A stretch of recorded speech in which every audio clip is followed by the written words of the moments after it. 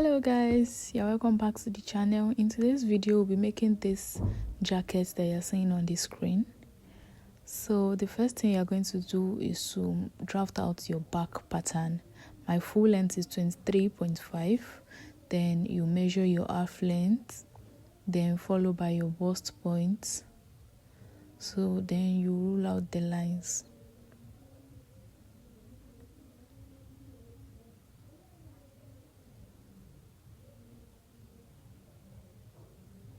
Please kindly follow every step that you're seeing, and if you have not subscribed to this channel, please do so. As you can see, this is a new channel, and the only way you can encourage me is by subscribing and liking my video. So I'm trying to roll out the lines. Then after I'm done with that, I'll go ahead and measure my back measurement, which is 7.5. Then my neck width will be 3 inches. I'll come down by 1 inch. Then from that back, I'll come down by 1 inch as well for the shoulder slope. And I'll use my curve drill to curve my neck as well. Then from that shoulder slope, I'll measure my chest line, which is 8.5. You can go ahead and measure your own. So then from there, I'll create a straight line. Then I'll rule out the line. So the next thing is to measure your nipple to nipple measurements. Mine is 4. Then I'll measure that on my waistline, chest line, and hip line, 4 inches, and I'll make a straight line. So on the waistline, I'll go in on both sides by half an inch on each side, half an inch on both sides. You go in by half an inch and come in by half an inch as well from your waistline only. So then you connect the line to your bust point line and your hip line. If you are working with someone that is tall or you have your full measurements, you can just come up by 2 inches from the hip line, so that your dart will not get to that's your hip line. But as for me, I'm working with a shorter measurement because the front part of the jacket is long. So from the center back, I came in by half an inch from my waistline. Then I connected it to somewhere around my chest line, then to the hip line as well. So I'll be cutting that out, and I will not be replacing it. So the next thing I'm doing now is I'm inputting my basic measurement, which is my bust divided by 4 plus 1 for sewing allowance. Then on my waist measurement divided by 4, then plus that 1 inch for that, then plus another 1 inch for sewing allowance.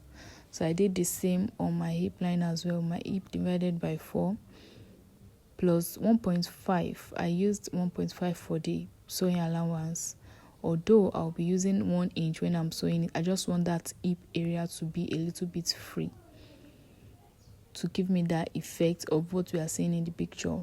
So the next thing I'm doing is I'm connecting my armhole, and that's basically all for the back pattern.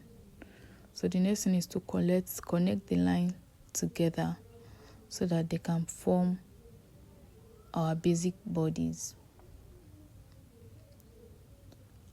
So the next thing I did is to measure around my back neck, because we are going to be needing this we'll divide what we have on our shoulder by 2, then we'll connect it to the dart line so that we can have our shoulder dart. It will be on 2 pieces. If you don't want yours to be on 2 pieces, then you can go ahead and cut it like that. Then you just sew your dart like a normal top when you are sewing it. But I want mine to be in 2 pieces, so that is why I extended the line to the shoulder.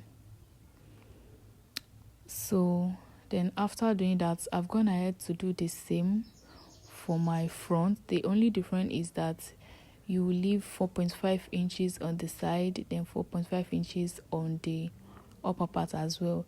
Then my neck depth was 3 inches. So that was the only difference. So the next thing is to create our break point, which is the half length. If you notice in that picture, the button started on the half length. So I measured 1 inch on my neckline and on my waistline to extend the line. So that is going to stand for the button flap or whatever. So the next thing is to create our lapel. But I made a mistake in this video because we are working with a jacket that is slanted, and the lapel cannot be as long, it cannot be extended to the waistline. So, and also because I don't want it to show much of my breast, I'm supposed to stop on my bust point, but I extended it a little. I went up a little because I didn't want to stop at that area. So I measured what I want. So you can measure your own as well. It depends on how open you want it to be. So now I'm trying to create my lapel. So this is the one we are going to be working with now, and we don't need this anymore. So the next thing is to come out by maybe 1 or 2 inch, depending on how you want your lapel to be.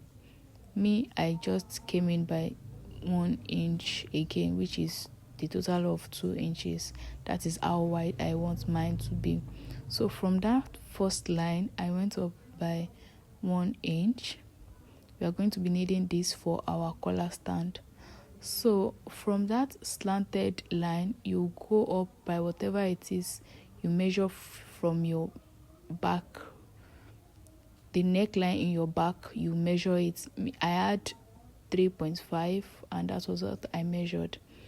So then from there you go out again by 0.5 just for your collar to sit well. Then you make sure you follow that line that is already coming, the lapel line, so it will be slanted. So then the next thing, from there you measure another 3.5, which it will be slanted as well. Make sure you are slanting your hand when you are measuring this. So then you connect it to that point that we already made from the beginning. So from that center line, I slanted my hand with 1.5 inch. That is how open I want that place to be. So then I connected the line together, and that is all for the collar. So that is basically all for that place. So the next thing we'll be doing is to move into the down part. So from the beginning, if you add your full length, then you can go in by maybe 1 or 1.5 inch from the side. But because I had already deducted that from the beginning, so I just came in by 1.5 inches from my center line. So then I will slant from my waistline then to outside, because I want to extend the length of the top by 2 inches. 2.5 inches rather. So then you connect it to the side line. So I made a mistake here because I used a curved part, which I later changed that for it to be slant, just normal. So, and that is what I'm doing here. I'm using a straight part, which I just want it to be slant. I don't want it to be curved. And that is basically all for this, for the drafting of this jacket. So the next thing you're going to do now is to just pay attention on how I am cutting it, so that you will not cut the wrong part. So the first thing I'm cutting out is my collar. Please make sure you follow these steps carefully. Please, if you don't understand, you can always rewatch the video. Please kindly subscribe. Please, I'm begging you, subscribe on my channel, and also like my video, leave a comment, or even tell me what next you want me to make a video on. I will definitely do that. So this is me trying to cut out my top. So then the next thing for you to do after cutting is to just place it on your main fabric. Then you add your sewing allowance round. You can also add it on that side, but since we have added 1 inch already, so you just add your sewing allowance round all the patterns. You make sure. Then from that place, I just divided it into 2 because I didn't want my dart to get up to that extension that we made. So, and this is the side front and center front. Thank you so much for watching this video. I really appreciate. So after sewing, this is how my lapel will sit, and this is how the collar will sit on it as well. So this is what we are going to have at the end of the video, at the end of sewing rather. So, and this is how the top is going to look. Thank you so much. Bye.